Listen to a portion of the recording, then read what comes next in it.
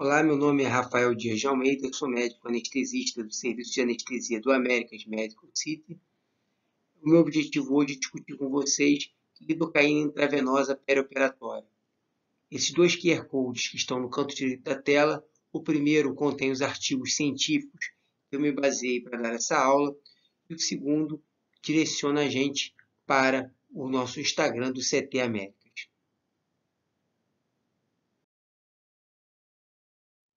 O que eu queria que vocês fossem capazes de responder após essa aula? Por que fazer lidocaína sistêmica como adjuvante na anestesia geral? Quais são os potenciais benefícios? Como fazer e em quais cirurgias? Qual a dose que eu devo utilizar? Devemos manter no pós-operatório e por quanto tempo? Como ficam os bloqueios interfaciais e de nervos periféricos? Será que eu sou capaz de usar a lidocaína sistêmica com segurança e associar bloqueios interfaciais e de nervo periférico? A literatura me permite fazer isso? Quais são os riscos e potenciais complicações? E será que a lidocaína peridural ela é capaz de substituir a analgesia e anestesia peridural? Esse artigo publicado na revista PEN explica o mecanismo central de analgesia global da lidocaína para o tratamento de dor aguda e crônica. Ele responde essas perguntas. Qual seria o mecanismo de ação que explicaria uma analgesia tão eficiente? Se existe um mecanismo central de analgesia? O que sabe-se que esse mecanismo é diferente do conhecido mecanismo de ação como anestésico local no bloqueio de canais de sódio. A N-etilglicina, NEG, é um metabólito da lidocaína, mas ele também é substrato do transportador da recaptação de glicina, o GLYT1. O NEG não tem ação sobre os canais de sódio. Ele compete com a glicina na sua recaptação, gerando um acúmulo de glicina na fenda sináptica e extrasináptica.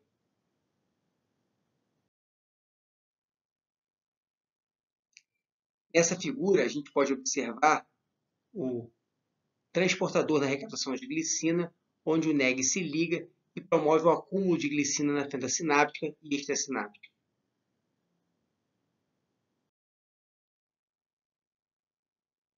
Existem vias analgésicas inibitórias espinhais. Essas vias são as vias glicinérgicas, que predominam no corno dorsal da medula e no bulbo.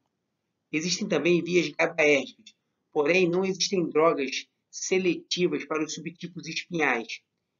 E a ação sobre vias GABAérgicas promove a ação sobre vias GABAérgicas supratentoriais, promovem muita sedação. Então, as vias GABAérgicas não são moduláveis no momento, o que torna as vias glicinérgicas muito atraentes para analgesia, sem os efeitos adversos, como eu falei, das vias GABAérgicas. Qual seria o papel analgésico da glicina? A glicina é agonista dos receptores inibitórios de glicina. Ela age nos receptores de glicina localizados nos neurônios glicinérgicos e tem, assim, um papel importante na modulação e controle da dor. Mas a glicina também age como coagonista de receptores excitatórios NMDA. Mas aí você me pergunta, mas se você excitar o NMDA, não vai promover dor? Na verdade, a glicina promove um estímulo prolongado sobre esse receptor, o que gera alterações plásticas no mesmo, promovendo dessensibilização e consequente analgesia. Estudos em ratos mostraram que o bloqueio de receptores de glicina promove indução de dor. A ablação ou silenciamento de neurônios espinhais glicinérgicos promove hiperalgesia e dor espontânea. A estimulação de receptores glicinérgicos promove analgesia tanto para dor aguda quanto para dor crônica. A lidocaína sistêmica promove restauração da inibição sináptica espinhal. Isso acontece pelo acúmulo de glicina na fenda sináptica e glicina extrassináptica, o que gera um aumento do tônus das correntes glicinérgicas, gerando tratamento de dor aguda e crônica e também tratamento da hiperalgesia. A indústria farmacêutica tenta buscar drogas que ajam nessa via da glicina, mas que não promovam arritmias nem convulsões. A lidocaína promove analgesia, antihiperalgesia e tem uma atividade importante anti-inflamatória. Isso é mais evidente nas cirurgias do trato gastrointestinal. Ela reduz a sensibilidade e atividade de neurônios da medula espinhal, promove redução da despolarização dos receptores NMDA e diminui os marcadores inflamatórios no período pós-operatório. Inibe também a neoproliferação e disparo espontâneo de canais de sódio, sobretudo em tecidos lesados e cicatriciais. Daí sua grande importância no tratamento da dor crônica. Quais os conceitos relevantes que nós devemos ter da lidocaína na sua farmacologia para usá-la de maneira segura no nosso dia a dia? Primeiro, a meia-vida gira em torno de 1,5 a 2 horas apenas após um bolus isolado. A lidocaína tem uma meia-vida aumentada na população obesa. E a interrupção da infusão promove rápida queda dos níveis plasmáticos. A meia-vida com texto sensitivo da lidocaína, mesmo após 3 dias de infusão, gira em torno de 20 a 40 minutos. Porém, alguns autores questionam essa informação, afirmando que a lidocaína, após 24 horas de infusão, tem sua meia-vida com texto sensitiva aumentada. A infusão contínua sem bolos não deve ser feita, pois o tempo para se atingir o estado de equilíbrio plasmático gira em torno de 4 a 8 horas. Assim, se você não fizer bolos, você pode terminar sua cirurgia sem ter atingido o maior benefício da droga. As doses habituais utilizadas são de ataque 1 a 2 mg por quilo e infusão 0,5 a 3 mg por quilo por hora, sendo as doses mais utilizadas 1 a 2 mg por quilo por hora. A lidocaína é uma base fraca, pKa 7,9. Tem uma ligação proteica entre 60% e 80% a proteínas plasmáticas. Como é uma base fraca, ela se liga predominantemente à alfa-1-glicoproteína ácida, que é uma proteína de fase aguda que aumenta no período pós-operatório, o que gera um aumento de segurança. Enquanto a albumina cai no período pós-operatório, a alfa-glicoproteína ácida aumenta. Então, a gente garante que a gente vai manter esse percentual de droga ligado no período pós-operatório. Um outro mecanismo de segurança é que após uma administração intravenosa de lidocaína, 40% dela é extraída na primeira passagem pelo pulmão.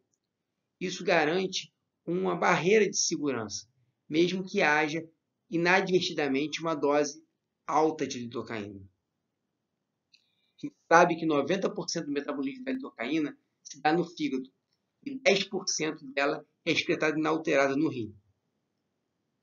A sua concentração plasmática depende da dose e da velocidade de injeção.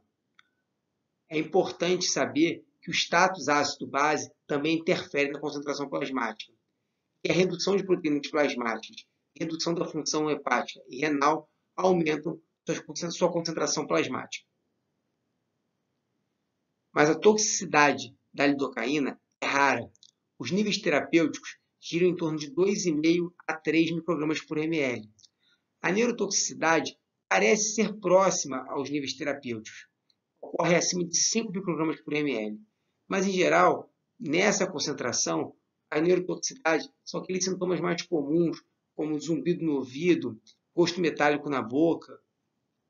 Os eventos mais graves de neurotoxicidade ocorrem em concentrações plasmáticas maiores. E a gente tem uma margem de segurança muito grande para a cardiotoxicidade, que só ocorre após 10 microgramas por ml serem atingidos na concentração plasmática. E a cardiotoxicidade é o nosso grande medo da intoxicação dos anestésicos locais. Esse gráfico desse estudo mostra o quanto a lidocaína cai rapidamente após a interrupção da infusão. Você vê que existem vários pacientes de idades diferentes, estaturas diferentes e pesos diferentes. E mesmo assim, eles, mesmo tendo concentrações plasmáticas diferentes no momento da interrupção da infusão, eles tiveram uma redução rápida de infusão, mesmo após 4.320 minutos de infusão. A lidocaína ela tem uma ação interessante sobre a função intestinal. Ela tem um efeito excitatório direto na musculatura lisa intestinal. Ela promove redução do consumo dos opioides, o que gera um mecanismo de benefício indireto na melhora da função intestinal pós-operatória. Ela promove uma simpatólise, o que potencializa o tônus parasimpático, que aumenta a peristalse e a função intestinal. E esse efeito anti-inflamatório, que a gente reconhece sobretudo nas cirurgias gastrointestinais, promove redução da ocorrência de ílio no período pós-operatório. Esse efeito é mantido se a infusão contínua for mantida no período pós-operatório. E seu maior benefício, não só na função intestinal, como na analgesia, é atingido após 36 horas ou mais de infusão. Essa ação da lidocaína sobre a função intestinal é tão interessante que já foi publicado um trabalho em que ela foi usada para tratar o íleo secundário à lesão medular. Neste trabalho, nessa série de casos, os pacientes tinham lidocaína infundida e todos eles tiveram recuperação do íleo secundário à lesão medular após 10 a 20 horas de infusão de lidocaína. Esse artigo publicado no Anestesiology de 2017 foi um artigo emblemático que levanta as evidências do uso da lidocaína no período perioperatório. Ele mostrou que os estudos sugerem que há um grande benefício na cirurgia abdominal aberta, na cirurgia abdominal laparoscópica, na cirurgia prostática ainda existe uma dúvida porque existem poucos estudos. Na cirurgia de mama, sobretudo nas mastectomias radicais, ocorreu uma redução na incidência de dor crônica no período de 3 a 6 meses de período pós-operatório. Isso é particularmente interessante porque a gente sabe que a população de pacientes submetidos à mastectomia, a dor crônica é um problema. No tórax, apesar dos potenciais benefícios, ainda existe um questionamento dos reais benefícios da droga. A cirurgia ambulatorial parece não fazer sentido o uso. A cirurgia de coluna, em que há abordagem de vários níveis, apesar de haver questionamento da literatura, os estudos são pequenos, mas mostram um potencial benefício. Na cirurgia cardíaca, parece até então, com os estudos publicados, não haver benefício da infusão. Na cirurgia laparoscópica renal, histerectomia abdominal e artroplastia de quadril, não parecem existir benefícios do uso da lidocaína sistêmica. Tanto na cirurgia abdominal aberta quanto laparoscópica, a lidocaína parece trazer benefícios na redução de dor, náuseas e vômitos e melhora da função intestinal pós-operatória. Esse artigo sugere um protocolo de 1 mg por quilo em bolos, seguido de 40 microgramas por quilo por minuto, que dá em torno de 2 mg quilo-hora, um pouquinho mais que 2 mg quilo-hora, e uma infusão de 0,5 a 1 mg por minuto, que dá em torno de 0,8 mg por quilo por hora, mantida por 2 dias de pós-operatório. E ele reenfatiza que a toxicidade da droga é rara, os sintomas adversos mais comuns são zumbido, parestesia perioral e arritmias cardíacas não malignas, que a concentração plasmática permanece abaixo de 5 microgramas por ml, mesmo após 24 horas de infusão, que só haveria necessidade de monitorar as concentrações plasmáticas da lidocaína em pacientes que tivessem insuficiência renal, insuficiência hepática ou que fossem pacientes de difícil interação. Esse artigo publicado na British Journal em 2016 é uma meta-análise que avalia a eficácia e segurança da lidocaína intravenosa para analgesia pós-operatório e recuperação após cirurgia. Uma revisão sistemática dos estudos publicados. Foram analisados inicialmente 4.162 estudos, mas apenas 42 ficaram para a meta-análise. Aonde se identificou os maiores benefícios da lidocaína? Primeiro, instituições onde já existem protocolos de fast tracking e a lidocaína entraria como mais uma etapa desse processo. As cirurgias gastrointestinais laparoscópicas e cirurgias abertas de abdômen inferior parecem ser as que mais se beneficiam da lidocaína intravenosa. E por que priorizar em pacientes com função pulmonar prévia normal? Porque sabe-se que os pacientes com grande alteração na função pulmonar talvez se beneficiem mais do uso da analgesia e anestesia peridural. Como eu falei, os protocolos de fast tracking, junto à lidocaína, promovem redução dos scores de dor e náuseas e vômitos, melhora da recuperação da função intestinal, leve redução de complicações cirúrgicas e de eventos adversos e diminuição do tempo de internação hospitalar. Quando se analisa apenas a lidocaína, essa redução do tempo de internação hospitalar foi pequena. Esse artigo avaliou a lidocaína intravenosa prevenindo complicações respiratórias, complicações de vias aéreas em adultos. Também uma revisão sistemática da literatura e uma meta-análise. Quando a gente analisa dor de garganta pós-operatória, a lidocaína ela tem uma ação interessante. A gente sabe que a dor de garganta pós-operatória acontece em 21 a 72% das cirurgias sob anestesia geral e seria secundária a um trauma de mucosa, erosão e inflamação. Apesar de pouco valorizada por muitos colegas, ela é causa de insatisfação do paciente e às vezes retardo ao retorno das suas atividades. O mecanismo da lidocaína seria de supressão das fibras C de dor, reduzindo a descarga neuronal e a transmissão da dor. A gente sabe que a lidocaína tem uma vida curta, em torno de 1h30, então o time de administração depende do tempo cirúrgico. Se você administra a lidocaína apenas na indução anestésica, se a cirurgia se prolongar muito, você não vai ter esse efeito da lidocaína, reduzindo a dor de garganta. E aí, assim, pode ser interessante repetir a dose ou fazer infusão contínua ao longo da cirurgia. Mas essa meta-análise ela não avaliou estudos que correlacionaram a infusão contínua com redução de dor de garganta pós-operatória. A lidocaína intravenosa também reduziu a incidência de tosse pós-operatória, mas também não teve grandes benefícios em relação ao número de episódios de tosse.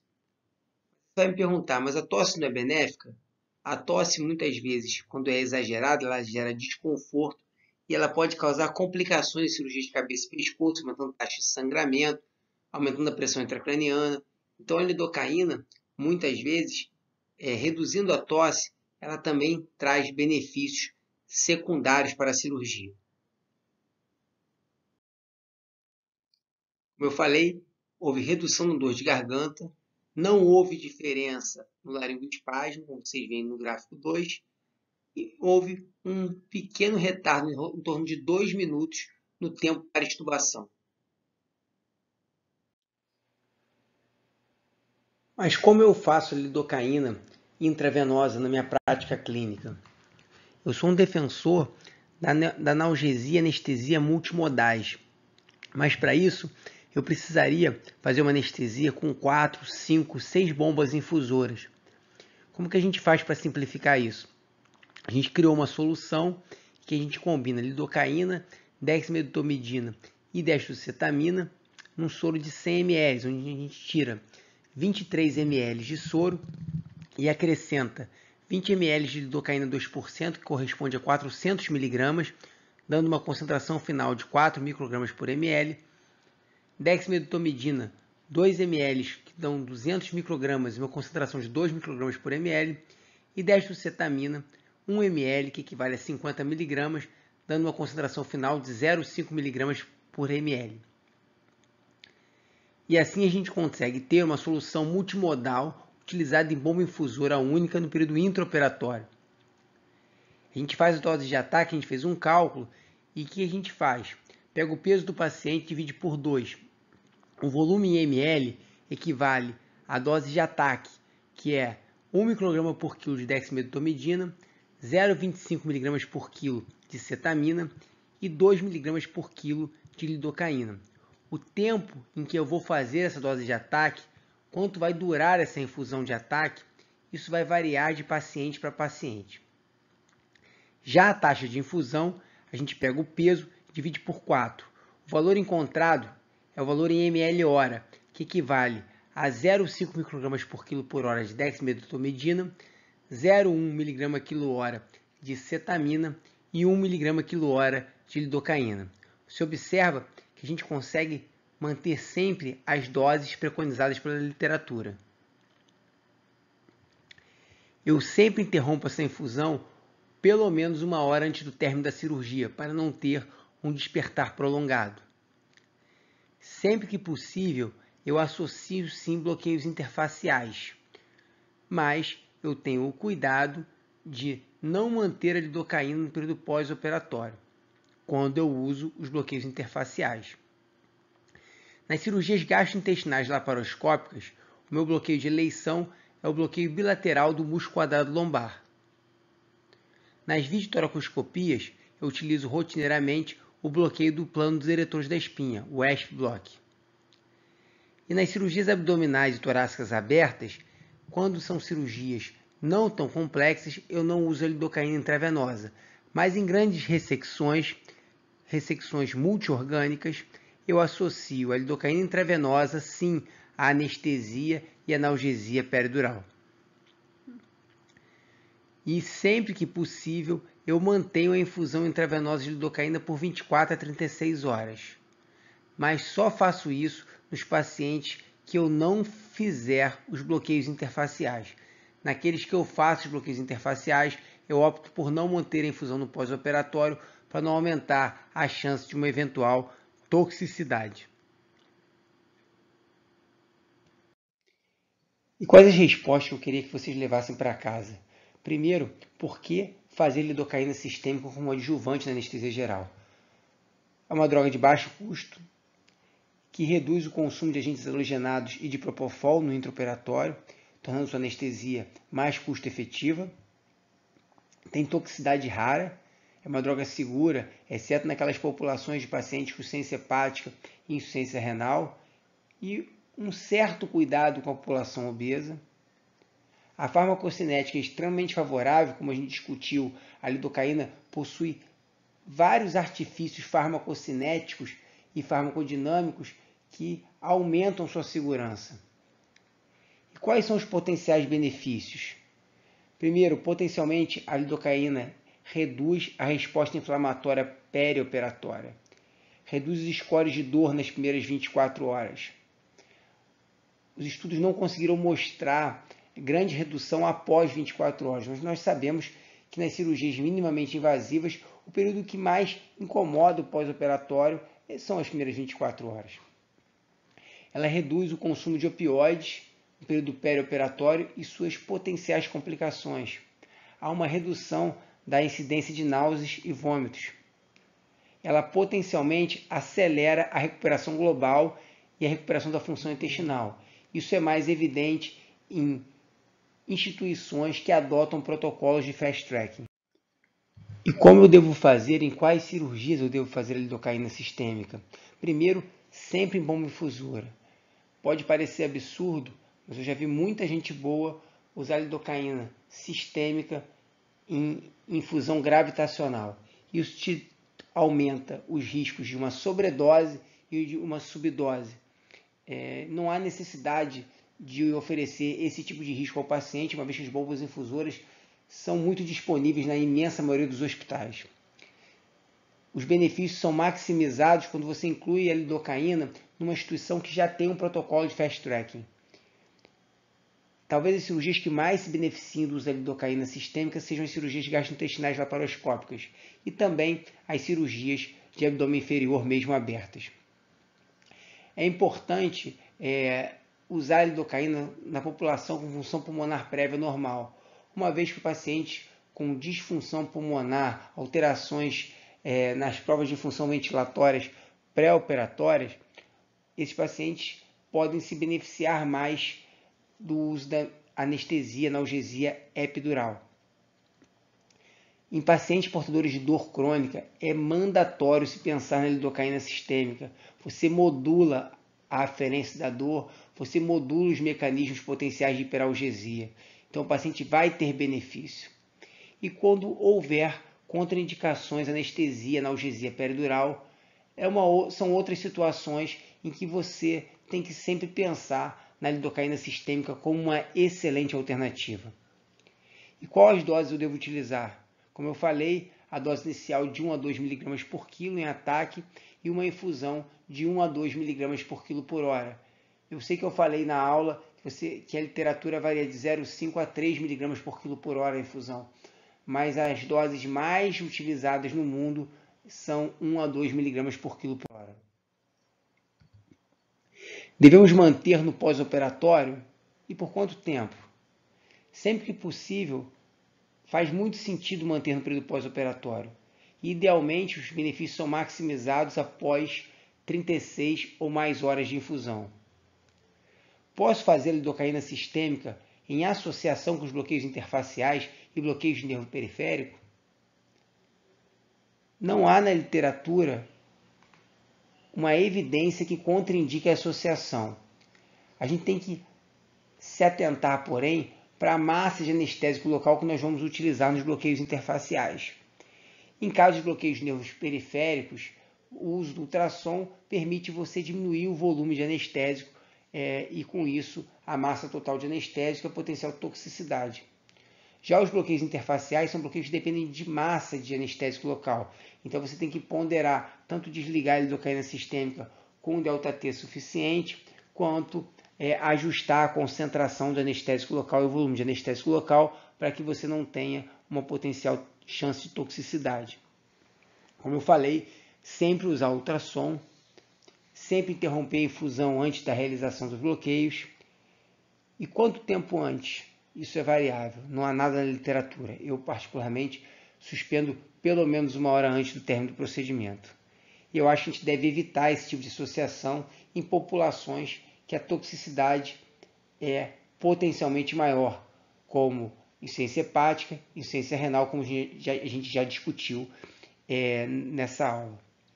E ter cuidado nos pacientes obesos e pacientes com cardiopatias graves, que têm a toxicidade da lidocaína, a cardiotoxicidade da lidocaína mais exacerbada. Nos casos dos obesos, a gente deve sempre ponderar. Eu falei que a lidocaína na população obesa ela tem sua meia-vida aumentada. Porém, o uso da lidocaína vai diminuir o uso dos opiáceos, que são drogas principalmente naquela subpopulação obesa que tem apneia do sono obstrutiva grave.